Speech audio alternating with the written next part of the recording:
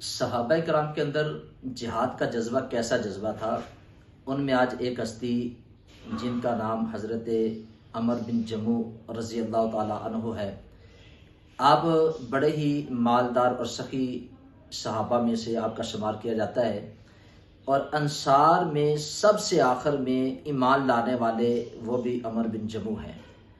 اور یہ وہ شخص ہیں کہ جن کے متعلق نبی پاک صلی اللہ علیہ وسلم نے اپنی زبان اطہر سے صاحب عزت اور صاحب وقار کا لقب آپ کو ملا، اور یہ وہ ہستی ہیں جن کی کے متعلق یہ ملتا ہے کہ نبی پاک صلی اللہ علیہ وسلم کا فرمان عالی شان ہے، حضور نے فرمایا کہ تم میں کچھ ایسے لوگ ہیں کہ جو اللہ کی قسم اٹھا لیتے ہیں، کوئی کام کرنے کے لیے اللہ کی قسم اٹھاتے ہیں تو اللہ تعالیٰ ان کے اس کام کو ضرور پورا فرما دیتا ہے۔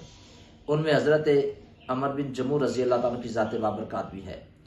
آپ کے متعلق ملتا ہے کہ آپ نے بدر کے مارکے میں نبی پاک صلی اللہ علیہ وسلم کی بارگاہ میں عرض کیا کہ حضور یہ میرے 4 بیٹے ہیں، اور آپ کے 4 شیر جیسے بیٹے تھے جن کو حضور کی بارگاہ میں پیش کیا، حضور انہیں اپنی بارگاہ میں قبول فرمائے غزوے کے لیے۔ تو نبی پاک صلی اللہ علیہ وسلم نے ان کو غزوے میں جانے کی اجازت دی، لیکن کیونکہ آپ معذور تھے، آپ کی اس معذوری کی وجہ سے آپ کی ٹانگ جو تھی وہ چھوٹی تھی، تو اس معذوری کی وجہ سے آپ کے بیٹوں نے آپ سے عرض کیا کہ نبی پاک صلی اللہ علیہ وسلم نے آپ کی اس معذوری کی وجہ سے حکم دیا کہ آپ جہاد کے اندر نہ جائیں۔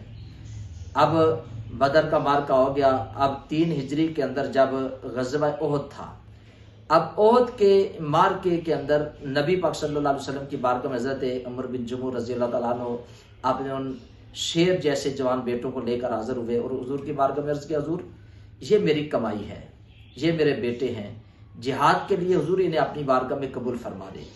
اب نبی پاک صلی اللہ علیہ وسلم نے جب ان کے بیٹوں کو قبول کیا تو خود وہ اپنے جسم کے اوپر تلوار کو لگائے ہوئے تیاری کے ساتھ وہ حضور کی بارگاہ میں حاضر ہوئے۔ تو حضور نے پوچھا کہ عمر یہ تو تیاری کر کے کیسے آیا ہے، تو کس لیے یہ تلوار لے کے آیا ہے؟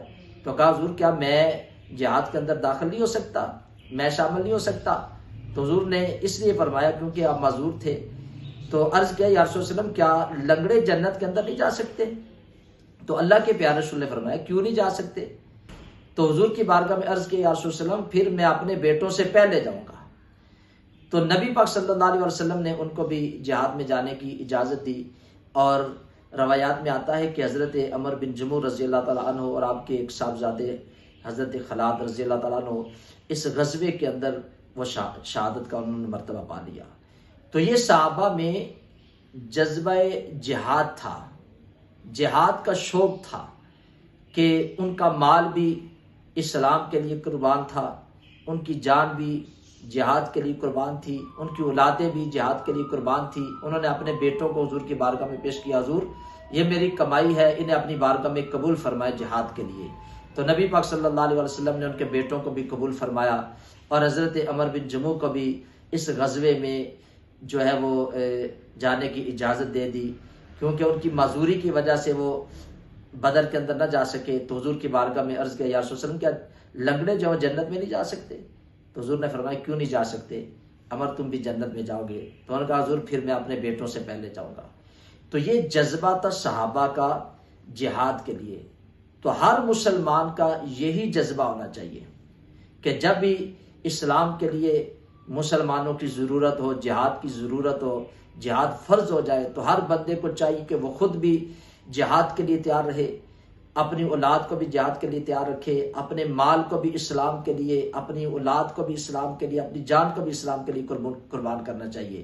تو اگر آپ دیکھتے ہیں صحابہ کرام کی زندگی کو پڑھیں، حضرت عمر بن خطاب رضی اللہ تعالیٰ عنہ کے حوالے سے وہ نبی پاک صلی اللہ علیہ وسلم کی بارگاہ میں یہ عرض کرتے اور اللہ کی بارگاہ میں یہ دعا کرتے رہتے تھے کہ یا اللہ مجھے شہادت عطا فرما اور نبی پاک صلی اللہ علیہ وسلم کے مدینے میں عطا فرما۔ حضرت علی پاک کی زندگی کو دیکھے، ساری زندگی انہوں نے یہ تمنا کی کہ میں میدان جہاد کے اندر رہوں، کافروں کے ساتھ جہاد کرتا رہوں۔ حضرت امام حسین رضی اللہ تعالیٰ کے حوالے سے آپ دیکھیں کہ میدان کربلا کے اندر ہیں کہ وہاں شمر نے یہ کہا کہ حسین تجھے پتہ ہے کہ تمہارے ارد گرد ہر طرف موت ہی موت ہے؟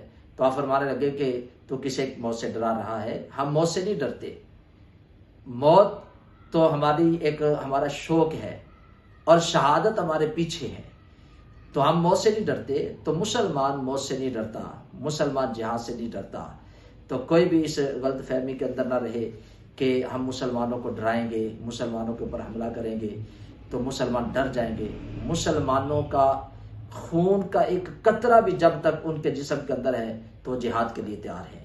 تو انشاءاللہ ہم افواج پاکستان کے ساتھ ہم اپنی فوج کے شانہ بشانہ ہیں، ان کے لیے ہم دعا گو ہیں۔ اللہ تعالیٰ ان کو مزید برکت عطا فرمائے، ہمت عطا فرمائے، طاقت عطا فرمائے، اور انشاءاللہ پاکستان کی عوام کا بچہ جو ہے وہ افواج پاکستان کے ساتھ ہے۔